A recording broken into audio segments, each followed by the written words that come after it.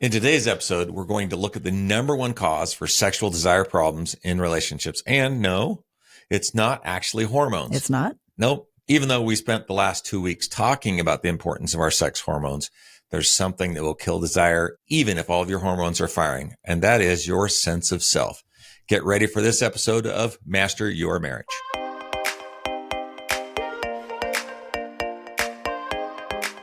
Welcome to today's show. Robert is back. Woo-hoo. I'm back. Yeah. You're back. We're trips lately, Las Vegas and for a conference. And you took advantage of that and got to talk about sex. I did. I took total advantage of that. Yeah. Talk about your least favorite topic while you were gone.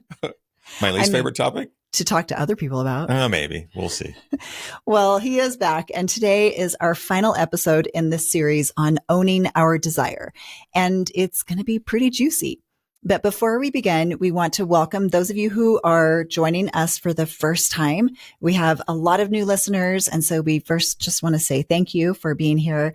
And thank you for also sharing the podcast with your friends. Absolutely. If you haven't yet clicked on that subscribe button, so that go ahead and do that now so that you get alerts when each of our new episodes drop, which is every single week. So let's dive in now and talk about this topic, which I'm really excited about, which is what our sense of self has to do with our sexual desire. All right. So have you ever noticed how your behavior or how you function changes on who's in the room? Mm-hmm. Yeah, like perhaps maybe you felt stressed or anxious at a company Christmas party. Yep. Or found yourself reacting to the way that other people perceive you. Mm-hmm. Maybe this has caused you to be a little bit more loquacious and dominate the conversation. Maybe you boast or maybe exaggerate your qualifications a little bit that other people might like you. Or maybe you just felt super insecure and you just resigned yourself to being a wallflower during this experience. I might have a story about that. Yeah, I think you might. I'll share that later. Well, so consider how your functioning shifts in these different situations, in family settings, maybe at Thanksgiving dinner or during a weekend visit with your parents. Oh boy. And it depends on who's there, right? Right. Yeah. You know, I never really considered myself much of an anxious person. I never would say that I would have ever labeled myself as having anxiety. I never really even thought I was all that insecure. I thought I had it pretty well together until I started observing how I function differently in certain social situations. Like the Christmas party. So, okay, bringing that up again. All right. So yeah, when we were first married, we used to get into some pretty blow up fights over Robert's Christmas party. Yeah. Just this girl did not want to go to a party and hang out with other people. I did not want to hang out with other people. Yeah. I was very insecure and I just would get mad at you or I don't know, my unconscious just found ways to blame you rather than looking at myself. You know, I'd go get a new outfit or something to wear to the party and then I'd come home and didn't feel good about myself. And so then I'd pick a fight with you just to try to come up with a reason to not have to go or to send you by yourself. And then if I did go, I'd get mad at you for not staying by my side and going to talk to other people. It was not pretty. Yeah. And I tend to be a little bit more social. I'm a little more social. Friendly, gregarious. Okay. All those things. Yeah. All those things. And as a result, I'd just get caught up in the party and catching up with people, and poor Charla would be the wallflower. Yeah. And so sometimes I would go to the parties by myself. Yep. So this was a long time ago. Yeah. Years ago. That's all switched. 20 plus years ago. It has switched a little bit. I think I'm the wallflower now. So oddly enough, by observing how we function or how we relate in our relationships, we get the opportunity to see where our psychological immaturities are. This is particularly true in our most intimate relationships. Yeah. These relationships provide us this opportunity daily to reflect on how we handle stress, where we might mature, and where we might develop and grow. Yeah, such a great opportunity within this relationship with each other to look in the mirror. This growing machine. Mm-hmm. Yeah. And it's extremely valuable to look at ourselves within the context of all of these relationships and just start to ask questions like, is this really how I want to function in these relationships, in these situations. Maybe we'd even ask things like, would there be a benefit in functioning differently? Would there be a benefit to me functioning differently at a Christmas party? Absolutely. Yeah, absolutely. And I think this is the opportunity to become maybe a little more self-aware of how we're functioning in these varied situations. Right. Dr. Murray Bowen, an American psychiatrist and pioneer in family therapy, observed that human behavior under stress follows relatively predictable patterns. He believed that if we can predict these patterns, we can then change them. In relationship systems, we often respond to stress by sort of over-functioning, doing things for others that they probably can do for themselves, or under-functioning, allowing people to do things that we're perfectly capable of completing. On ourselves. On our own, yeah. Yeah. And sometimes when we look at our behaviors with others, we might see where we are trying to control. Or on the other side, maybe we're accommodating everything somebody else wants, but we're doing it resentfully on the inside. Yeah. We can observe with relationships where we're creating triangles with other family members, or to create teams, or to try to rally support for our side. So there's just these very predictable patterns that people do in relationships that are usually automatic. And we rarely pause to just consider if we'd like to function differently, if we're okay with the way that we're. I don't think I've ever, maybe until recently, spent time considering if I should function differently. I think I've been aware that I've functioned poorly, and maybe not known how to solve that problem or what the path was, and how to interrupt that. Yeah, how to do something different. That is what we're going to talk about today. Yeah, well, just foreshadowing a little bit. Yeah. So traditional therapy often focuses just on the person, just on the individual. But Dr. Bowen believed that we could only mature when we look at ourselves within the context of these different relationships within the system. And by observing our behaviors, it's not about shaming ourselves, really. No. This introspection. It's really about identifying these opportunities for us to grow and change. And by doing this observation, we can function based on our values and beliefs rather than those automatic patterns that don't really serve us. And as we observe ourselves, we can begin to tease apart how we are currently acting under stress, as opposed to how we would want to act if our best self was brought to that situation. Yeah, exactly. So I think one good question is, why do we function the way that we function? Why do we follow these predictable patterns like triangulation or distancing? Like, why do we function the way that we do? Well, I mean, we argue and disagree the way that we were taught. That's a big part of it. And there's a word in psychology that's talked about a lot. We've talked about it here on the show before, and it comes from Bowen theory, and it's called differentiation. Yep. And differentiation is this big fancy word that really is just about, it's our ability to be close to other people and yet still emotionally separate from them. I'm still a separate self. And it's our ability to act based on our own thinking, our own principles, regardless of what's going on around us, regardless of who the people are around us and what they believe and what they think and what they feel. So, for example, and this is something that really hit home for me when I first heard it, if you can't be in the same room as another person, whatever particular person that is, you probably have somebody that comes to mind when I say that, right? I think we all have that person. Yeah. I think we all have that person where we say, I just can't. I can't be in the room. Then you're actually not really emotionally separate from them, right? If you're just in their presence getting triggered, then you're not really emotionally separate from them. What does that mean for people that maybe have a personality that just doesn't seem to mesh with us? What does that mean for differentiation? Well, I think there's, the ability, you can still have the ability to be neutral. Yeah. Right. You can still be in their presence, be at a Christmas party, be at a Thanksgiving dinner without feeling that internal, inside, like, you know what I mean? That storm that's going on inside because grandma's a Democrat or your sister's a Republican or they're voting for Trump or he's voting for Biden. And you're just so angry at that person for sitting across the dinner table from you. Yeah. And that's the key, right? As we become well differentiated, then now we can find that inner strength. Right.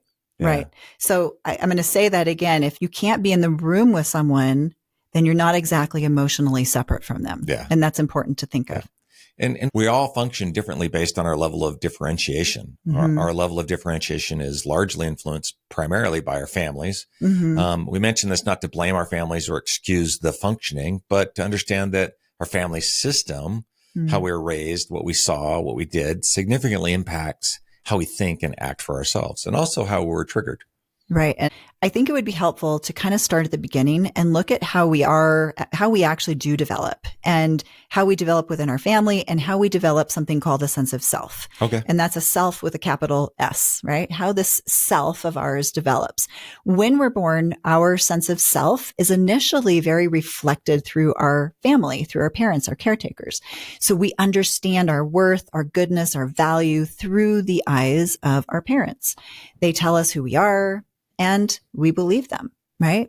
And they tell us we're wonderful. And we believe them. And we believe that. And as we mature, it's crucial for this validation to shift from this, I need to be told I'm wonderful all the time, right? This dependence on others, and this reliance on others. And once we shift from that and become more self-reliant, this is how we develop our sense of self, and we become differentiated and psychologically mature.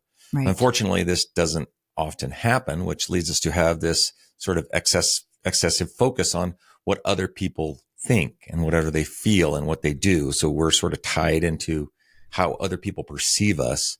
And that's a dangerous position to be in. So what ends up happening is we find ourselves refreshing social media constantly, right? Seeking that validation for our achievements. Like maybe it's that 10K we ran last weekend. And so we're refreshing and refreshing, seeing who liked it, who commented. And we try to read other people's minds to gauge whether or not they're approving of us and our ideas. And we strive to make sometimes everyone around us happy in exchange for what? Their love, their approval, their validation. So our self-identity, who we are, becomes increasingly dependent on these other things, these other people, these other factors that are beyond our control. Way outside of our control. Right. And that constant, relentless focus on others is where we lose ourselves. Yeah. And then we go out and accumulate these titles and accomplishments and likes and follows to build our pretend sense of self. Yes. And then we turn to our most intimate relationships for this validation so they can prop us up and for what we can't seem to do for ourselves. Right. And this is a phenomenon known as borrowing our sense of self, or borrowed functioning.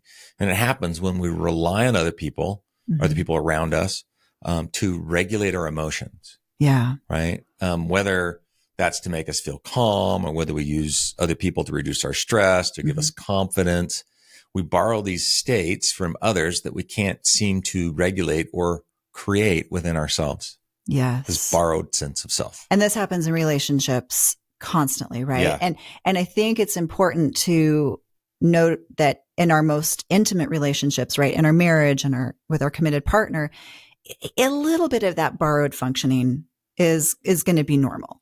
Yeah. I mean, we all do that to some degree. Like, yeah. Well, I mean, I almost need you to tell me that I'm handsome. And so I like borrowing my sense of confidence and self from you on that, because at the end of the day, I want to be handsome for you. Everyone else, not so much. Right. And so there is a little bit, right, in these most intimate relationships, because these are people who are so important to us. Okay.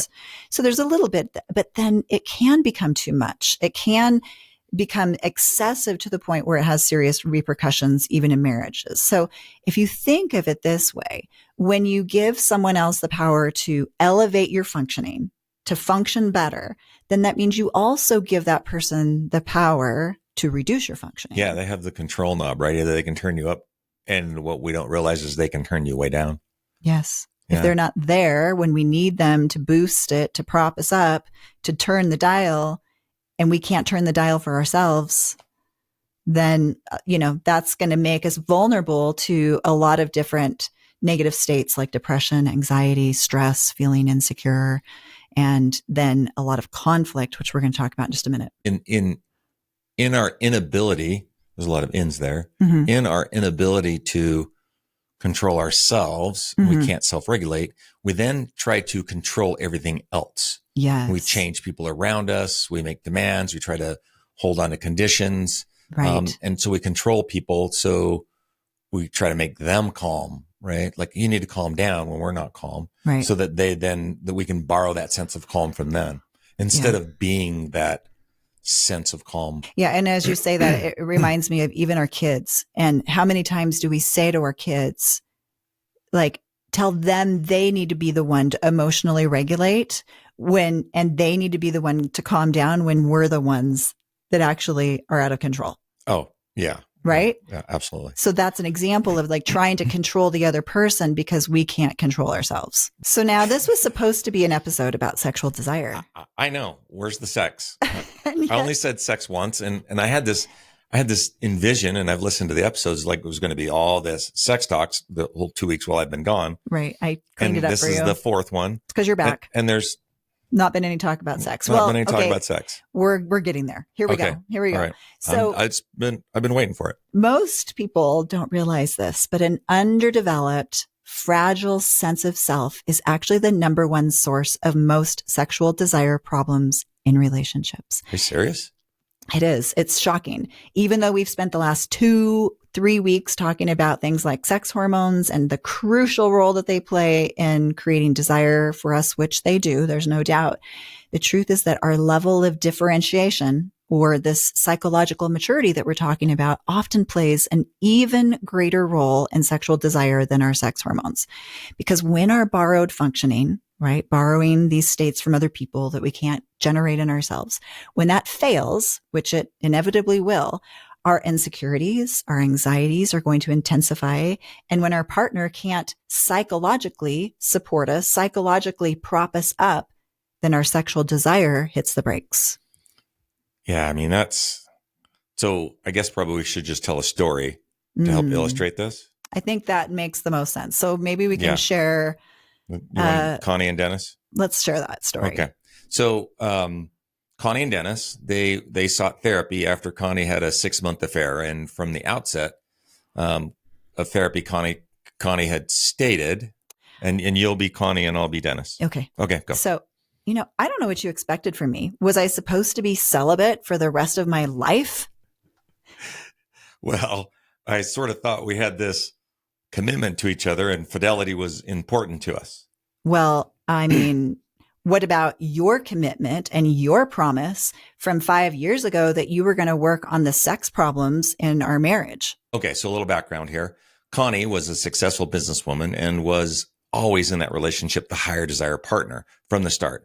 Dennis, a school teacher, struggled with chronic sexual dysfunction, premature ejaculation, and after a decade of pleading with Dennis to address this issue, Connie was sort of fed up with the excuses and requested a divorce. Yeah. She said, that's it, I'm done, right? So Dennis begged her for another chance and agreed to seek treatment. But even after Connie made the appointment for him, he repeatedly made excuses and never showed up for the appointment. Oops. All right. So we're back to Connie. 10, 12, 13, 14 years go by. Yeah. And that was it. And now we know the background, right? Right. Connie had lost all desire for Dennis. And still, this was at the 10-year mark. The next 5 years they still stayed together. They became pretty much celibate. They were having sex maybe 1 or 2 times a year at most. In therapy, Connie admitted that she loved Dennis, so she loved their children, but she just detested the way Dennis treated sex. He treated it like a gift that he granted to her, and then he would withdraw it as punishment whenever he was upset or whenever Connie did something that he didn't like. Yeah. And it wasn't that Connie lacked the desire for sex. In fact, she'd always been the higher desire partner and had several previous partners before she had met Dennis. Mm-hmm. A year before the therapy and 14 years into their marriage, she had her first and only extramarital affair, which ended before Dennis had discovered the affair. Right. Now. So the story always just gets deeper, doesn't it? Yeah. Right. Okay. So throughout their marriage, what's interesting as you look back is that their conflicts were always dominated by their reflected underdeveloped selves. So who came out? One of the things I love that Dr. Bowen would say is that within all of us, we have an infant and we have an adult. Yeah. Right. That's And the truth. so who was coming out to have these fights? It was usually the infant, Yeah. you know? So in these sessions that they had with their therapist, Dennis emotionally attacked Connie, right? He was relentlessly questioning her, and it seemed like he wouldn't stop until he was able to reduce her to tears. Yeah. I mean, and so even if you were to reflect on the situation, you can see that, Connie had the extramarital affair. Mhm. Dennis, from the outset, seems to have the moral high ground. Right. Seems to. Right. Until we dig in a little Until deeper. we deal a little bit more, right? So go back to being Dennis for a minute. So Dennis says, he's like, you made me look like a fool. Mm-hmm. Like you emasculated me. Well, I don't belong to you. So why didn't you follow through on your promise, your commitment to go work on our sex problems? You said you were going to do that 5 years ago. Well, as Dennis, I don't even know if I can have sex with you now, Dennis says. I'm glad you clarified that. Yeah. Well, I don't want sex with you at all anyway. So whatever, who cares? Said Connie. So observing this Connie and Dennis situation, one can really see the long-term consequences of this borrowed functioning. This doesn't mean that every relationship with borrowed functioning ends with infidelity, but in this case, it did. It did. Yeah. And, in some ways, let's look at some of the ways that they functioned in their relationship, because this is going to illustrate what we've been talking about today. So in some ways, Dennis underfunctioned, allowing Connie to take on tasks that he could have done for himself. He could have made his own appointment to go to the doctor. He was not following up, and she would make the appointments for. So again, there's where he's underfunctioning. Right. And he overfunctioned in other ways, needing to sort of maintain control so that he could settle his own anxiety. Mm-hmm. And to avoid facing his insecurity, he avoided any conversations about his rapid orgasm. And he had to control Connie and to control their dialogue. To preserve his sense of self-esteem. And that is how he used Connie to prop himself up. Yeah. Because he was controlling, right? So remember, as we try to control everyone around us, as we try to control the situation, then that's really just another example of not being able poorly differentiation. Right. Not being able to control yourself. Exactly. Right. He also subjugated Connie, not only by withdrawing from sex and intimacy, obviously, but he also was often, he didn't feel like he wanted to show any sign of accepting influence, which we know is really important from the literature, from the research. Right. Yeah. So he also didn't like to compliment her. He refrained from using words of admiration or approval. And this is how he would keep the upper hand, the one-up position. And he would reason to himself, he could do these things because they had this contract. That they had a contract of monogamy, they were married, and she couldn't cheat on him. So, he justified his behavior. Yeah, that didn't seem to work out, right? It didn't. Yeah. So he admitted in therapy that, as most guys might, that Connie's success had intimidated him. She contributed more to the family income. And as such, she wanted more of a say in what happened with the family. And this made Dennis, again, feel a little bit smaller, more emasculated and insecure. And once again, mm-hmm. What's he do? He tries to regain control. So he regulates how, when, and where they have sex. Since he's the lower desire partner, we know that lower desire partner is always going to be in control of most any situation, especially when it comes to sex. Yes. If he was upset about something that Connie did, then sex was off the table. Mm-hmm. And at other times, he'd use sex as a bargaining chip to pull her close and then push her away. And I start to, as we tell this story, I feel bad for him mm-hmm. because this is a medical condition that, by the way, is easily treated. We're going to talk about that in a couple episodes from now. Yeah, that's easily treated and could have been managed. And I think sometimes we just need to understand that our relationships really are bound to this intimacy that we have. It's important. Yeah, it's important. So, of course, all of this that we're describing that's going on in the relationship, Connie feels disregarded. She feels like her independence, her autonomy is being disregarded. And so what does she do? Now, we're not letting her off the hook here. No, right? we're So not letting her off the hook. Having an affair, right or wrong, was her way of actually asserting her autonomy. as it oftentimes is. Usually there's some kind of reason, something that we're missing that we go out and seek. And so this was her way of asserting that autonomy. So, when she lost all sexual desire for Dennis, when he didn't follow through with those appointments, she started by watching porn. That's how she exercised her independence. So she watched porn, she joined chat rooms, and eventually someone she met online, she started a physical affair with that individual. Yeah. And let's be clear about something here, that even though an affair can be or may be an attempt to achieve differentiation, it's a fake independence. Yes. Defiance does not equate to autonomy, and an affair is not a justification for, this way of controlling a spouse. Mm-hmm. Connie could have addressed Dennis's tyranny head on. Yes. She could have said, and I have very little doubt that she lacked the capability of doing that.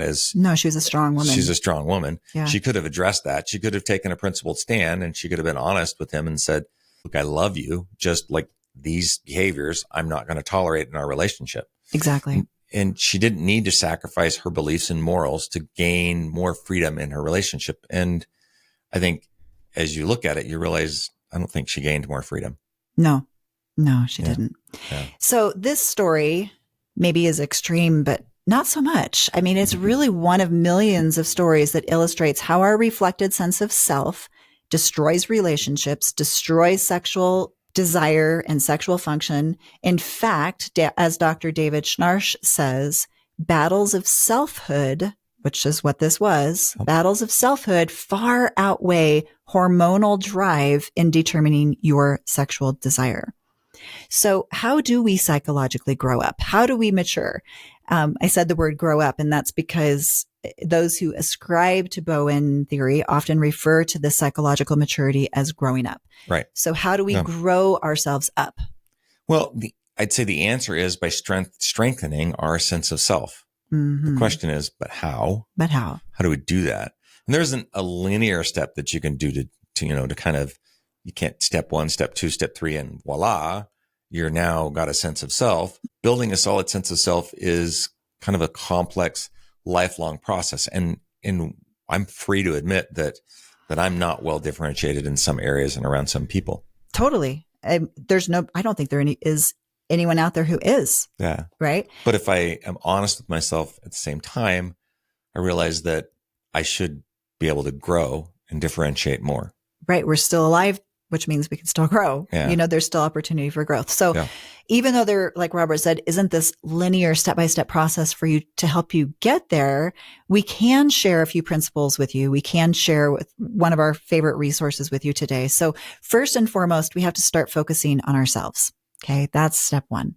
We need to become aware of when we're focusing on ourselves and when we're focusing on others. I.e., others' opinion of me is more important than my opinion of me. So pretty much you can look at it and go, anytime we're trying to manage the thoughts, emotions, the behaviors, what other people are doing, thinking, saying, anytime we're trying to manage other people, what we're really doing is we're focusing on them and not on ourselves. Right. We're focusing on things that are outside of our control. That's a lot of them to try and control. A lot. That's a lot of them. Yeah. So you also want to start to notice how this focus on others changes when you're around different groups of people, like your mother, and how it changes in different situations. Pay special attention to how your focus on others increases when you're stressed.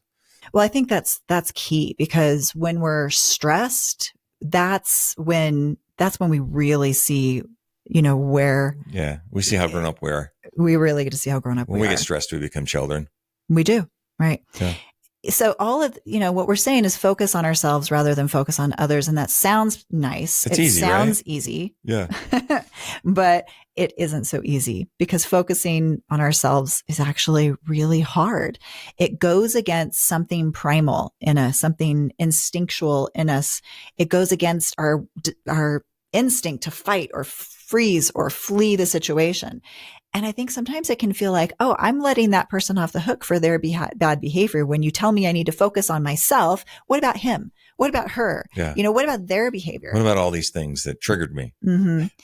And I also think it can sort of be like, validating when we get to see other people as the cause of our problems, because I mean, that's easy. if you're the one that needs to grow up, if you're the one that needs to change, then I'm off the hook. Yeah, I can't talk to you right now. You need to go grow up and then Right. come back. But what does that do? We're giving up our agency by letting the responsibility fall to someone else. And I think this is a bit of a paradox, but it's a good thing to think about, is that when we're constantly focusing on the other person, we think it makes us feel good, but in the long run, it actually makes us more anxious, and it makes us function poorly and in ways that we don't want to. Yeah. So even though it feels good in the moment, long term, it's not good. Yeah. And the thing to think about with what Charla said is that the one word you, like you are the variable in this situation, and you're the only variable that can really ever change. You can't control other people. You can try, right? And it starts with focusing on you and then flipping your thoughts instead of thinking to yourself, why is my partner such a bonehead? Right? Maybe start shifting your thinking a little bit to how can I be the best person I can be in this relationship? Exactly. Can I bring my best self that we talked about earlier? Can I bring my best self to this discussion, to this question, to this relationship, to this difficult position that we're in? Yeah. And if you want to change your psychological dependence on others, you have to start by becoming a student of yourself. Yeah, absolutely. Right? You have to start observing yourself. You have to observe yourself when you're in the presence of other people. You know, it's really easy. Like we just talked about stress, right? It's really easy to be really mature when things are not stressful. It's really easy to be mature when we're in a bubble. We're not around other people. It's a very different thing when we bring someone else into that bubble with us. Yeah. And that's when usually problems, right? So the next step would be a series of 3 looping steps that Dr. Kathleen Smith has labeled: 1, observing; 2, evaluating; and 3, interrupting. And so let's start with observing. We'll start with the first one on that list, right?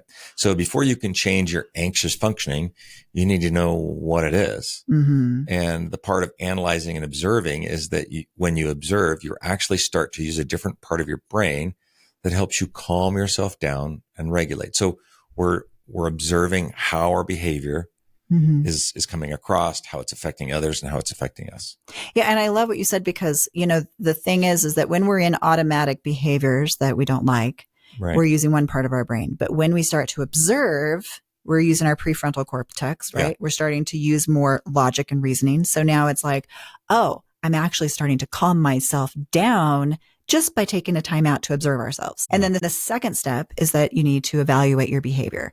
And so this is where we take a good, long, hard look at how we're functioning and asking ourselves, is this really who I want to be? Yeah, who or how I want to be. So step 2 is about deciding how you really want to live, how you want to show up. In fact, it isn't possible to become a solid self until you define and decide who you are and how you actually want to live.